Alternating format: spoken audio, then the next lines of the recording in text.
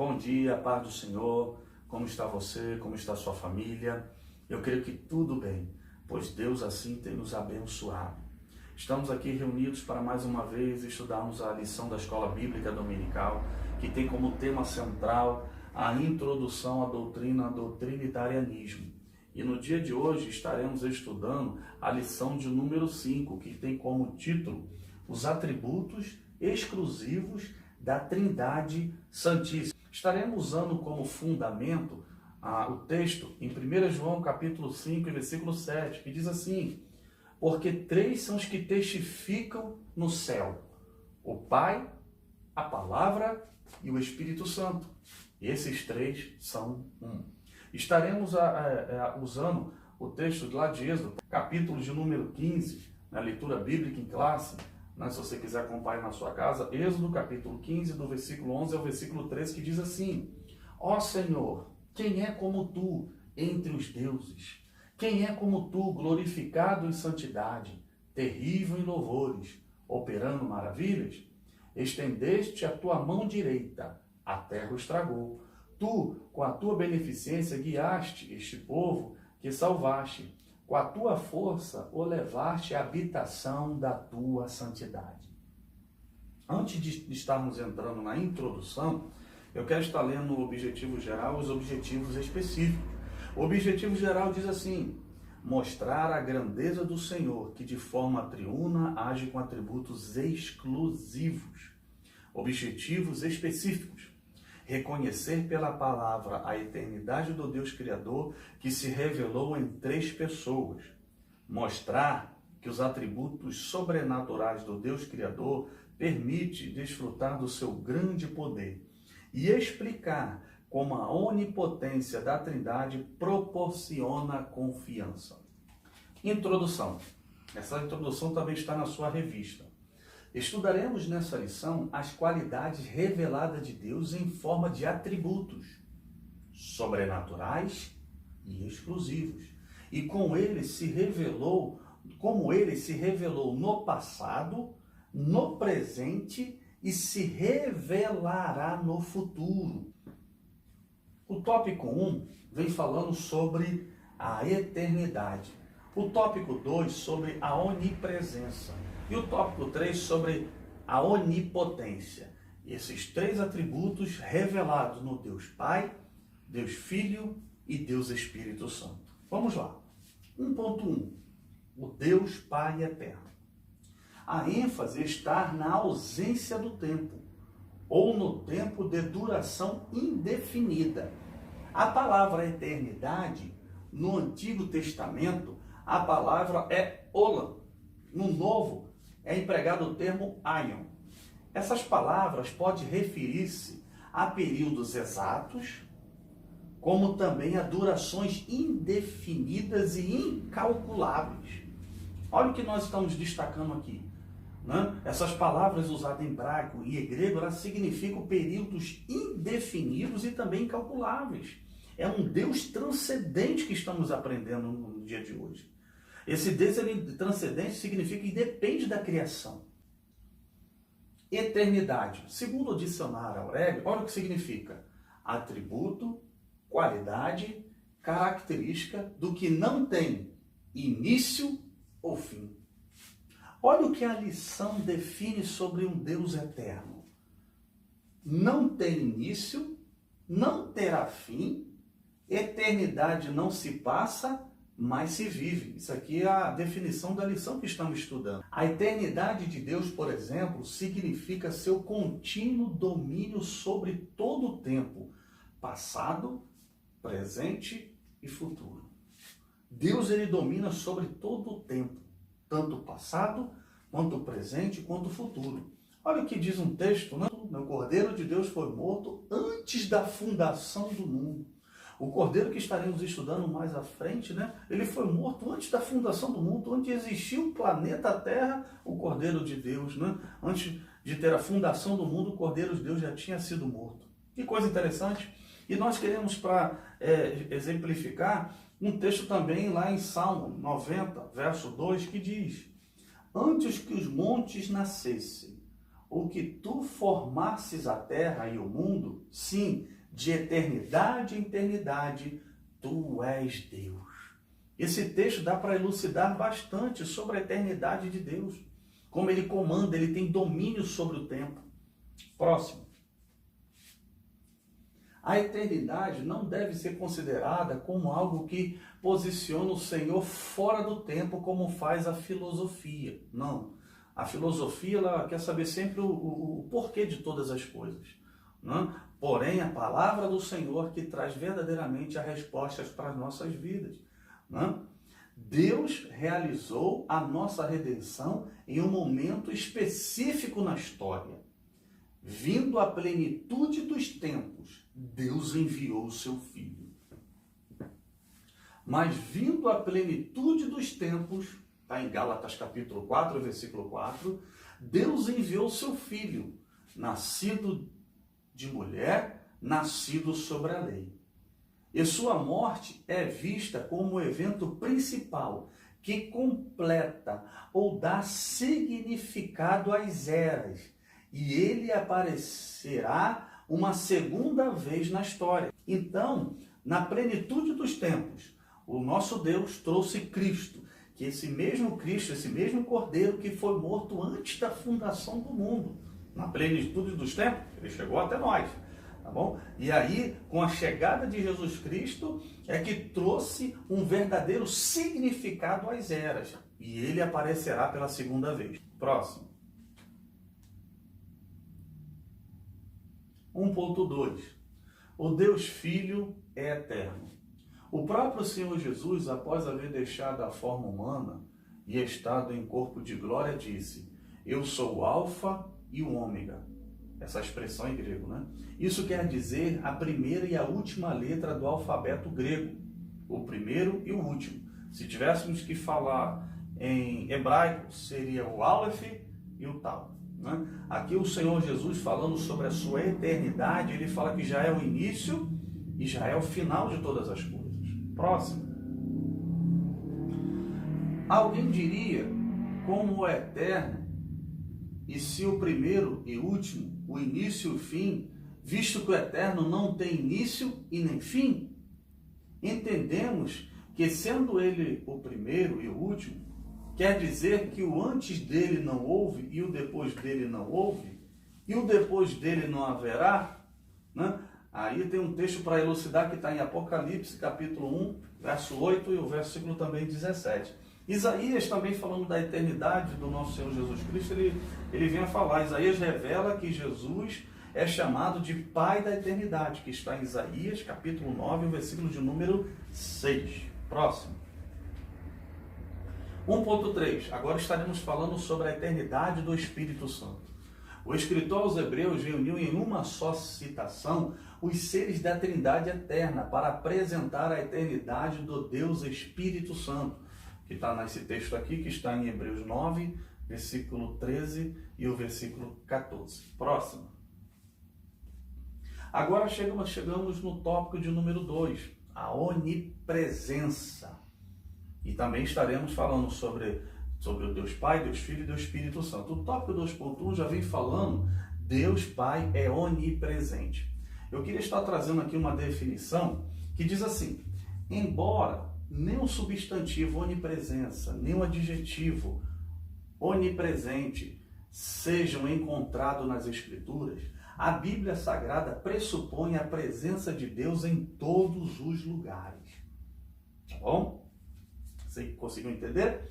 Embora não tenha essa palavra onipresença, nem como substantivo, nem como adjetivo.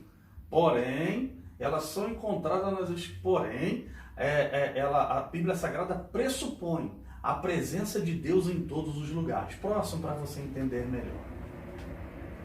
Todas as coisas são igualmente presentes para Deus e estão igualmente sobre o seu poder e autoridade. Agora, olha o texto de 1 Reis, capítulo 8, versículo 27.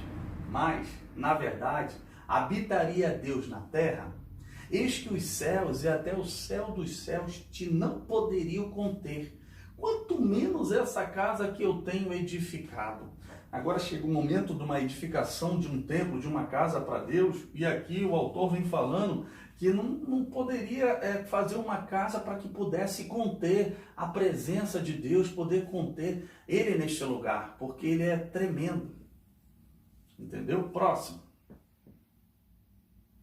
Assim diz o Senhor. Está lá em Isaías 66, versículo 1. Assim diz o Senhor, o céu é o meu trono, e a terra os cabelos dos meus pés.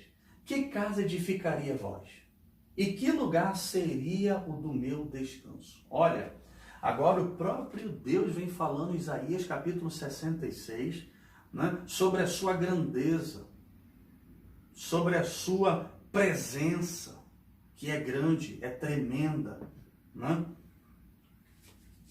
Ele está isento de todas as limitações de espaço, tanto subjetivamente como objetivamente. Próximo. Ele é tanto transcendente para o mundo como inerente a ele. Lembre, a palavra transcendente, e depende da criação. Não tem como explicar a criação do Senhor. Ele criou todas as coisas, mas ele é transcendente, ele depende da criação. Tá? E também ele para o mundo é como inerente a ele. As aparições teofânicas não estabelecem a localização de Deus em um único local, com exclusão de outro, mas apenas que ele escolheu se revelar de uma forma particular e em um determinado lugar. Aqui está falando as teofanias, as aparições do Senhor no Antigo Testamento. Não quer dizer que Deus é somente um Deus daquele local, daquele altar, ou um Deus daquele povo, não. Foram aparições teofânicas do Senhor naquele local específico, mas ele não é só daquele local, ele está em todo lugar ao mesmo tempo. Próximo. Os altares e locais em que Deus habita não restringem a lugares específicos, mas são antes locais designados para a sua adoração. O Senhor ele recebe aquela adoração naquele lugar, naquele altar oferecido, né, o louvor para ele, mas ele não é um Deus específico daquele lugar. Esta doutrina é de grande conforto ao crente, visto que ela lhe garante a presença pessoal de Deus para protegê-lo de qualquer tentação, inimigo e perigo. Próximo. Agora estaremos vendo sobre a onipresença de Deus um texto que está no livro de Jó.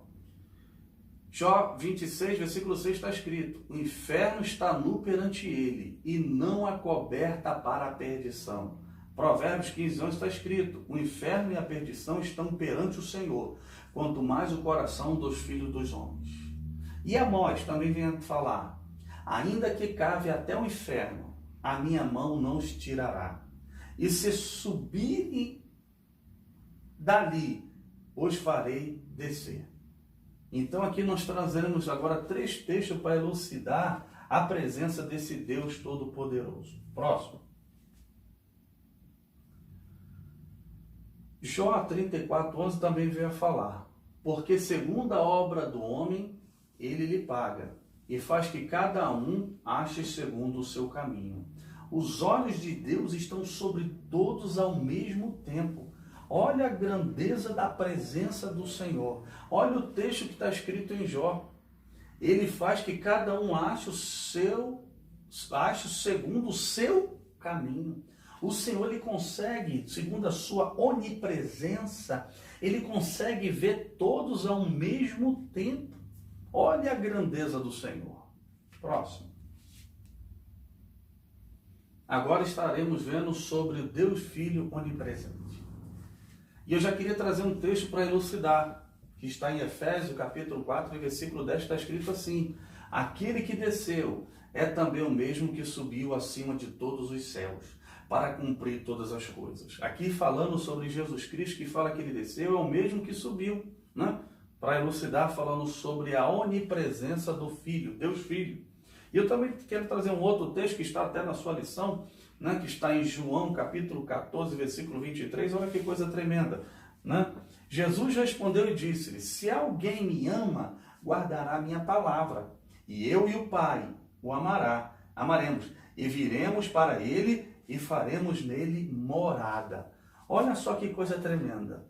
O próprio Deus Filho, né, que é onipresente, ele veio até nós, né? Ele foi crucificado, ele subiu aos céus e ele se faz presente naquele que guarda sua palavra.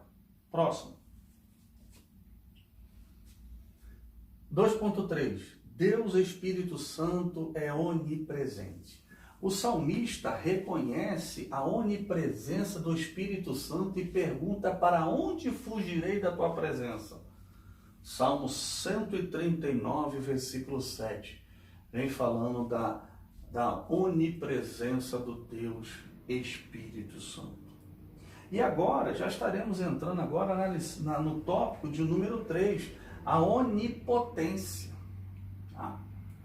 Este é um termo teológico que se refere ao poder ilimitado de Deus, apesar de não aparecer na Bíblia Sagrada. Próximo.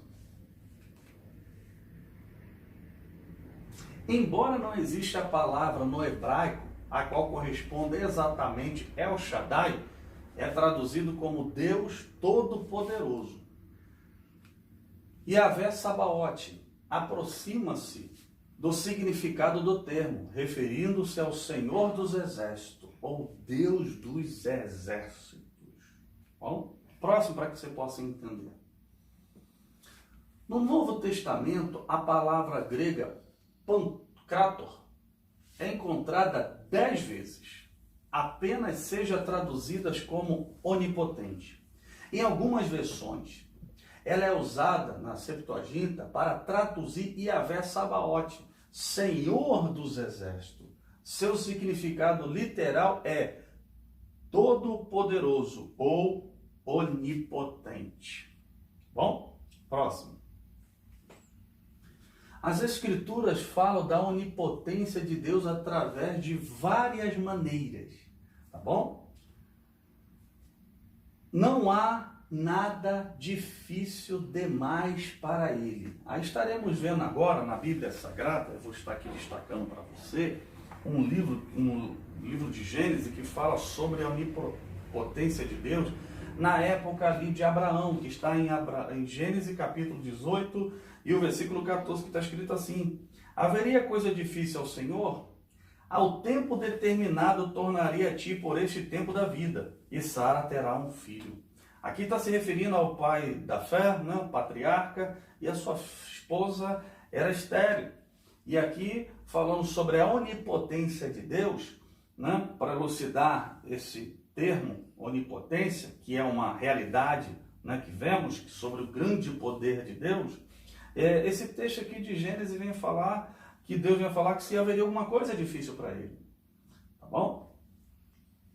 Aqui, no segundo, nada pode atrapalhar o seu propósito. Isaías 43:3, um versículo bastante conhecido, né, que diz: antes que houvesse de eu sou, nada pode fazer escapar das minhas mãos, operando eu, quem impedirá? Então o grande poder de Deus, nós vemos aqui no livro de Gênesis, também tem Jeremias 32:17, depois você pode ver com calma, e também nós vemos aqui no livro de Isaías, e também aqui, com Deus, todas as coisas são possíveis. Vamos já aqui abrir rapidamente em Mateus, capítulo de número 19, e o versículo 26, para continuarmos a ver sobre o grande poder de Deus. Mateus, capítulo de número 19, versículo 26, está escrito assim: e Jesus, olhando para eles, disse aos homens: isso é impossível, mas a Deus tudo é possível. Próximo. A onipotência de Deus também é mostrada indiretamente pelo fato de que tudo é possível ao que crê. Em Marcos, capítulo 9, versículo 23, está escrito: e Jesus disse-lhe: se tu podes crer, tudo é possível ao que crê. Aqui, a palavra falando sobre o grande poder de Deus, venha falando que tudo é possível ao que crê. Próximo. Nada vos será impossível. Ainda falando do grande poder de Deus. E Jesus lhe disse, está em Mateus 17:20, por causa da vossa pequena fé, porque na verdade vos digo que, se tiverdes fé como um grão de mostarda, direis a esse monte, passe daqui para acolá, e há de passar, e nada vos será impossível. Aqui é um atributo também de Deus, a onipotência, porém, podemos desfrutar desse poder de Deus nas nossas vidas, no qual o próprio Senhor Jesus fala que nada vos será impossível. Esse grande poder de Deus que estamos vendo desde o Antigo Testamento, um termo que às vezes não é tanto visto na sua palavra elucidada, mas podemos ver através da manifestação do poder de Deus. Agora no Deus Filho ele vem falando que nada vos será impossível. Bom, próximo. 3.1. O Deus Pai é onipotente. Tá? Glória a Deus. Vamos lá. Que está aqui, nós vemos aqui já 3 textos da Bíblia Sagrada, que eu quero estar lendo com você, que está em Gênesis, capítulo de número 17, e o versículo de número 1. Gênesis capítulo 17, versículo 1, está escrito assim: sendo, pois, Abraão da idade de 99 anos, apareceu o Senhor Abraão e disse-lhe, eu sou o Deus Todo-Poderoso, anda na minha presença e ser perfeito. Aqui o próprio Deus agora falando da onipotência dele, né? No qual é Deus Todo-Poderoso, ele vem se manifestando e falando em Gênesis capítulo 17. Em Jó também o Senhor vem falando, Jó capítulo de número 5 e o versículo de número 17, que diz assim: eis que bem-aventurado é o homem a quem Deus castiga. Não despreze, pois, o castigo do Deus Todo-Poderoso. E também no livro de Mateus, né, capítulo de número 26, o versículo 64, se você quiser ir acompanhar, está escrito assim: disse-lhe Jesus, tu o disseste, digo-vos, porém, que vereis em breve o Filho do Homem sentado à direita do Todo-Poderoso, e vindo sobre as nuvens do céu. Então aqui, trazendo 3 textos, né, para falando ainda sobre a onipotência de Deus, tá bom? Agora também 3 textos falando sobre Deus Filho é onipotente. Está lá em Efésios, capítulo de número 1, e o versículo de número 21, é um texto muito forte, que fala o seguinte, falando sobre a onipotência do Filho. Acima de todo principado e poder e potestade, domínio, e todo nome que se nomeia, não só nesse século, mas também no vindouro. Texto de Efésios, falando da onipotência do Filho, no qual ele está acima de todo principado, poder, potestade e domínio, e nome que se nomeia. Apocalipse, nós já até vemos que fala sobre que ele é o alfa e o ômega, o princípio e o fim. E Mateus, capítulo de número 28, rapidinho aqui, se você puder acompanhar, Mateus, capítulo 28, e o versículo 18, que diz assim: e chegando-lhe Jesus, falou-lhes, dizendo, é-me dado todo o poder no céu e na terra. Próximo. Ora, o último inimigo que há de ser aniquilado é a morte. Aqui agora falando do poder de Jesus Cristo sobre a morte, que está em 1 Coríntios capítulo 15, versículo 26. E também Filipenses 3:21, que está escrito assim, que transformará o nosso corpo abatido para ser conforme o seu corpo, glorioso, segundo o seu eficaz poder de sujeitar também a si todas as coisas. Então, todas as coisas estão sujeitas a Deus Filho. Filipenses 3:21. Próximo. Conclusão. Concluímos que os atributos sobrenaturais e peculiares de Deus são comuns às três pessoas da Trindade Santa, agindo sempre para o mesmo propósito, em ações sincronizadas para a glória de Deus Pai. Que Deus te abençoe grandemente através dessa lição. Que os atributos exclusivos de Deus, a eternidade, a onipresença e a onipotência possam te trazer confiança de servirmos a um Deus tão tremendo revelado na Bíblia Sagrada. Que essa lição que aprendemos no dia de hoje possa abençoar a sua vida e a vida da sua família em Cristo Jesus. Que Deus te abençoe. A paz do Senhor.